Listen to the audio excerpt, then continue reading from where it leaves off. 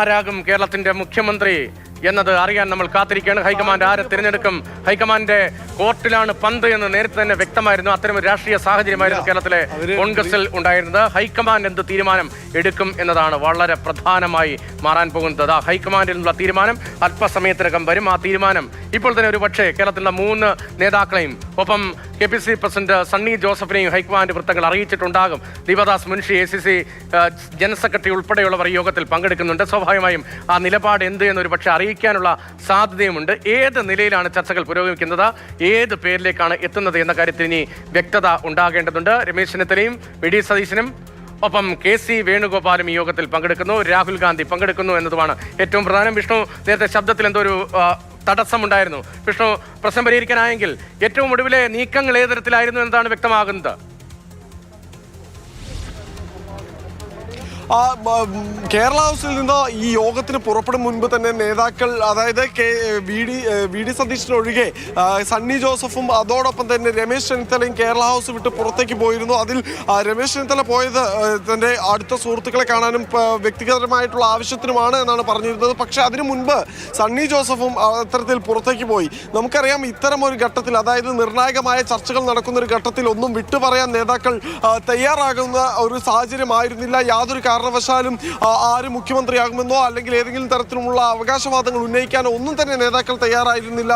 എന്തായാലും ആ കൂടിക്കാഴ്ചകളെല്ലാം തന്നെ, അത്തരത്തിലുള്ള അനൗദ്യോഗിക സന്ദർശനങ്ങളെല്ലാം തന്നെ പൂർത്തിയാക്കിയ ശേഷമാണ് ഡൽഹിയിലെ രാജാജി മാർഗ് 10ാം നമ്പറിലുള്ള മല്ലികാർജ്ജുൻ ഖാർഗെയുടെ വസതിയിലേക്ക് കേരളത്തിൽ നിന്നുള്ള നേതാക്കൾ എത്തിച്ചേർന്നിട്ടുള്ളത്. എന്തായാലും ഇപ്പോൾ ആരംഭിച്ച യോഗം 1 മണിക്കൂർ പിന്നിട്ടിരിക്കുന്നു.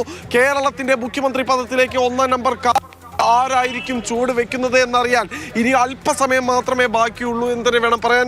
എന്തായാലും 6:30 കൂടി നമുക്ക് ഈ യോഗം അവസാനിക്കുന്നു എന്ന തരത്തിലുള്ള ചില സൂചനകൾ ലഭിക്കുന്നുണ്ട്. അങ്ങനെയെങ്കിൽ കൃത്യം ഇനി 1.25 മണിക്കൂർ മാത്രമാണ് ബാക്കിയുള്ളത്.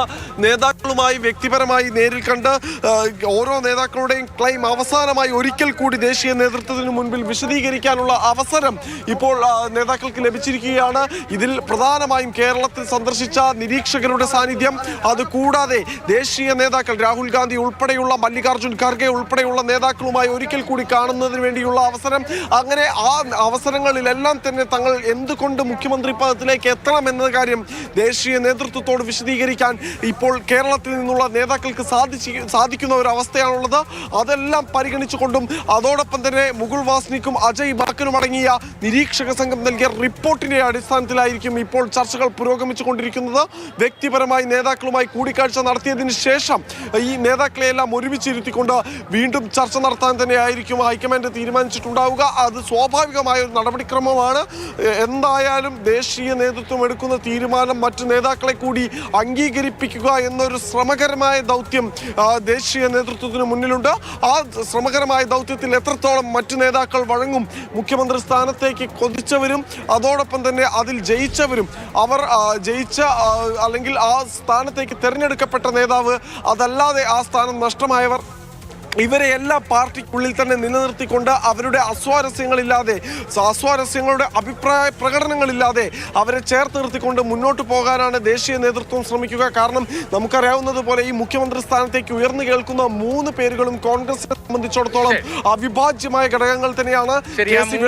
വളരെ പ്രധാനമാണ്. ഒരാളെയും അങ്ങനെ ദുഃഖിപ്പിക്കുന്ന ഒരു സാഹചര്യത്തിലേക്ക് പോകാൻ കഴിയില്ല. ഈ 3 പേരും വളരെ പ്രധാനമാണ്. ആ 3 പേരും ആകണമെന്ന് ആഗ്രഹിക്കുന്ന വലിയ നേതൃത്വരെയും അണികളും 3 നേതാക്കൾക്കും ഉള്ളൊരു സാഹചര്യമുണ്ട്. അതേസമയം MLA-മാർ, ഘടകകക്ഷികൾ, അങ്ങനെ പലവിധ ഘടകങ്ങളും ജനഹിതത്തിന്റെ ഒരു സ്വഭാവമൊക്കെ സ്വാഭാവികമായും ഹൈക്കമാൻഡ് പരിഗണിക്കേണ്ടിയും വരും.